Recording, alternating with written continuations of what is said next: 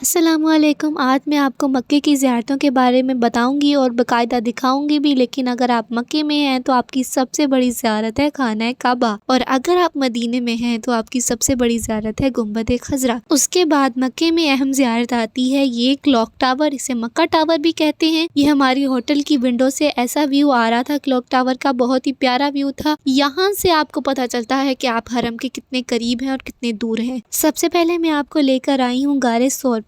غار ثور 750 میٹر اور 2460 فٹ کی بلندی پر ہے۔ اس کے بارے میں یہ کہا جاتا ہے کہ حضور اکرم صلی اللہ علیہ وسلم جب مکہ سے مدینہ ہجرت کر کے جا رہے تھے تو اس غار میں قیام کیا تھا۔ یہاں پہ 3 راتیں آپ سرکار نے گزاری تھی۔ یہاں پر لوگ جو آپ کو دکھائی دے رہے ہیں یہ اوپر پہاڑ کے اوپر چڑھ رہے ہیں، غار ثور کی زیارت کے لیے جا رہے ہیں۔ ہمارے پاس اتنا ٹائم نہیں تھا، ہم نے یہاں ہی سے دعا مانگ لی تھی اور اب بڑھتے ہیں اپنی دوسری زیارت کی طرف۔ یہ جو آپ کو نظر آ رہی ہے یہ ہے مسجد نمرہ۔ یہ سال میں ایک دفعہ ہی کھلتی ہے۔ یہاں حج کا خطبہ ہوتا ہے اور یہیں پہ میدان عرفات کے جو لوگ ہوتے ہیں یہیں پہ قیام کرتے ہیں اور عصر اور ظہر کی نماز ایک ساتھ پڑھی جاتی ہے یہاں پر۔ حج کے دوران کیونکہ گرمی بہت زیادہ ہوتی ہے تو انہوں نے واٹر سسٹم کا اتنا اچھا انتظام کیا ہوا ہے، ہر جگہ واٹر کے یہ جو آپ کو کھمبے سے نظر آ رہے تھے یہ واٹر کی سپلائی دیتے ہیں۔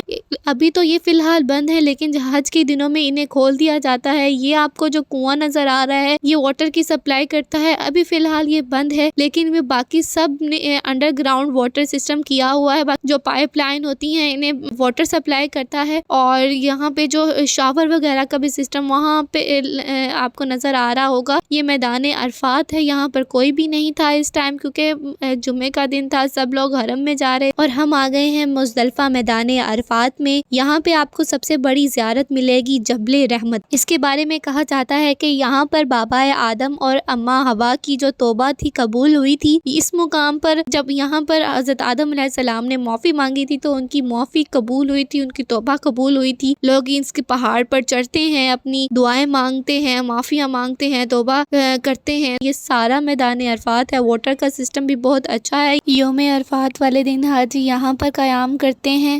یہ ہم اوپر چڑھ رہے تھے جبل رحمت پر، اوپر سے ایسا کا ویو آتا ہے، بہت ہی خوبصورت ویو تھا۔ اور یہ جو آپ کو نظر آ رہا ہے یہ ہے جبل رحمت۔ اس مقام پر حضرت آدم علیہ السلام کی توبہ قبول ہوئی تھی۔ یہاں پر لوگ آتے ہیں، معافیاں مانگتے ہیں، توبہ قبول کرتے ہیں۔ بہت سے لوگ یہاں پر اپنا نام بھی لکھ کر جاتے ہیں۔ اور یہ سارا ہی جو آپ کو نظر آ رہا ہے یہ میدان عرفات ہے۔ حشر کے دن میدان عرفات میں ہی، قیامت کے دن میدان عرفات میں ہی سب کو اکٹھا کیا جائے گا اور یہاں پہ ہی سب کو بلایا جائے گا۔ حج کے دنوں میں یہاں پر بہت ہی گرمی بھی ہوتی ہے اور اتنا رش ہوتا ہے کہ پاؤں رکھنے کی بھی جگہ نہیں مل رہی ہوتی۔ یہاں پہ آئس کریم کی بسز بھی کھڑی تھی اور بہت ہی اچھی آئس کریم تھی، ہم نے لی بھی تھی، ٹیسٹ بھی کی تھی لیکن ویڈیو نہیں بنائی، بہت مزے کی آئس کریم تھی۔ اس کے بعد یہ جو آپ کو نظر آ رہی ہے یہ ہے نہر زبیدہ۔ جب مکے میں قلت ہو گئی تھی تو ہارون رشید کی جو بیوی تھی زبیدہ، انہوں نے یہ نہر تعمیر کروائی تھی۔ اب ہم آ گئے ہیں مزدلفہ میں۔ یہ جو مسجد آپ کو دکھائی دے رہی ہے یہ بھی سال میں ایک دفعہ کھلتی ہے اور یہاں پہ بھی حج کا خطبہ ہوتا ہے۔ یہاں پہ ہم کبوتروں کو جب دانہ ڈالنے لگے تو یہاں پہ بہت کم لوگ آتے ہیں، تو یہاں پہ جو کبوتر ہوتے ہیں بہت بھوکے ہوتے ہیں، ان کے لیے ہم دانہ جب ڈالنے لگے تو بہت سے کبوتر ایک ساتھ آ گئے دانے کے لیے۔ اور میں آپ کو کہوں گی کہ جب آپ ان زیارتوں کے لیے جائیں تو اپنے ساتھ زیادہ سے زیادہ دانہ رکھیں تاکہ ان کبوتروں کو بھی آپ ڈال سکیں۔ مکے کے قریب جو کبوتر ہوتے ہیں وہ انہیں تو بہت لوگ دانہ ڈالتے ہیں، لیکن جو یہاں پر کبوتر ہوتے ہیں آپ ان کے لیے زیادہ سے زیادہ دانہ لے کر جایا کریں کیونکہ یہ بہت بھوکے ہوتے ہیں اور جب انہیں دانہ ڈالتے ہیں تو ایک دوسرے کے اوپر چڑھ چڑھ کے یہ کھاتے ہیں۔ اب یہ جو ہیں منا کے خیمے ہیں شروع ہو گئے ہیں، ویسے یہ سارا میدان عرفات ہی ہے اور منا کے خیمے ابھی شروع ہو گئے ہیں۔ وہ جو آپ کو نظر آ رہا ہے یہاں پر حضرت ابراہیم حضرت اسماعیل کو لے کر آئے تھے قربان کرنے کے لیے اللہ کی راہ میں۔ یہی وہ جگہ ہے جہاں پر دمبا نازل ہوا تھا۔ یہ دیکھیں یہاں پر سارے خیمے لگے ہوئے ہیں، یہاں پر حاجی 3 راتیں گزارتے ہیں منا میں اور بہت ہی کمفرٹیبلی گزارتے ہیں، بہت ہی اچھا سسٹم ہے ان کا۔ یہ پیراشوٹ کے بنے ہوئے ہیں اور انہیں آگ نہیں پکڑتی ہے، بہت ہی اچھا سسٹم ہے۔ آپ لوگوں نے کچھ لوگوں کی ویڈیوز بھی دیکھی ہوں گی کہ کیسا انتظام ہوتا ہے کھانے پینے کا، کیسا واٹر سپلائی کا، یہ سارا آپ کو حج کے دنوں میں ہی آپ کو پتہ چلتا ہے۔ حج کے دنوں میں ہی یہاں پہ لوگ جاتے ہیں تو آپ کو پتہ چلتا ہے۔ یہ جو آپ کو نظر آ رہا ہے یہ ہے غار حرا، جبل نور بھی کہتے ہیں۔ یہی وہ پہاڑ ہے جہاں پر حضور اکرم صلی اللہ علیہ وسلم پر پہلی آیت نازل ہوئی، پہلی سورت نازل ہوئی، اقرا بسم ربک الذی کی سورت نازل ہوئی۔ حضرت جبرائیل علیہ السلام آئے وحی لے کر اللہ کی طرف سے اور کہا پڑھیے اے نبی، پڑھیے اے نبی، اقرا۔